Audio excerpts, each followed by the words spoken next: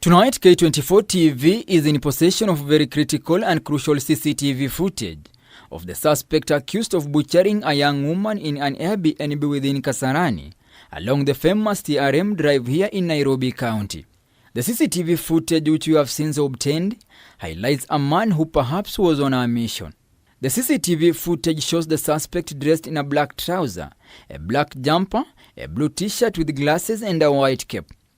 He arrived at this Julie Mini supermarket to collect keys of the Airbnb at exactly 4:20 p.m. on Saturday the 13th of January 2024. The shop is adjacent to the building where the gruesome killing was reported. The suspect arrived at the shop while on a phone conversation, and he seemed to be in so much hurry perhaps not to be noticed. As he got into the shop, he hurriedly handed over the phone he was using to the shop attendant, and the shop attendant continued with the phone conversation with the person on the other end. The conversation was very brief. The shop attendant says the suspect was on a phone call with the Airbnb owner. He was being given direction on where to pick keys to access the Airbnb. The shop attendant, revealing the woman on the other end of the phone call, directed him to hand over the keys to the suspect. The suspect refused to pay for the house using his M-Pesa, alleging it was encountering challenges. Just like a choreographed script, the suspect was dressed in such a manner to conceal his identity. Remember, he used an Airtel line to contact the Airbnb owner, and detectives have a hard time retrieving details of the phone and the user.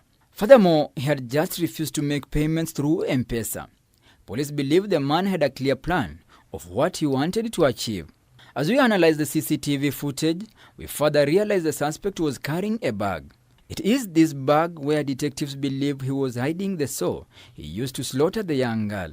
After being given the keys, the brown, middle-aged man with some beards quickly left the shop and never turned back. The shop attendant says the suspect was to return the keys on Sunday morning, but he never returned. We further established the suspect accessed the Airbnb room at that time alone.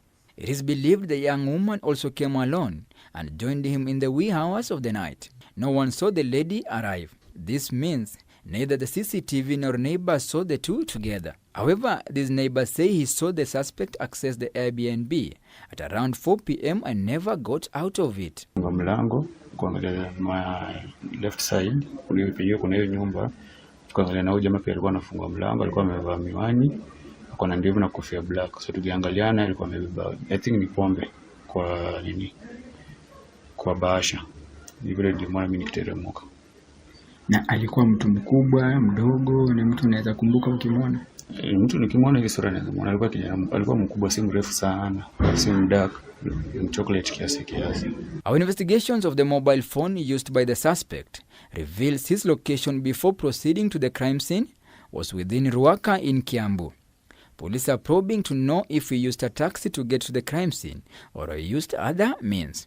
Meanwhile, a family has identified the body of the young girl at the city mortuary, but police have requested them to wait for a further analysis from the fingerprints records to match with those of the family.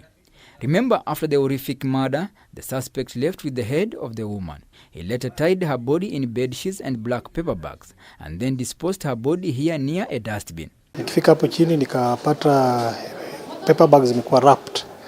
Sikuwa wrapped, nikishika nikasikia ni kama mwili, ikabidi nipigie mwenye amekodesha nyumba. K24 TV established the suspect committed the heinous act in the bathroom of the Airbnb before thoroughly cleaning it, leaving little traces for the investigators.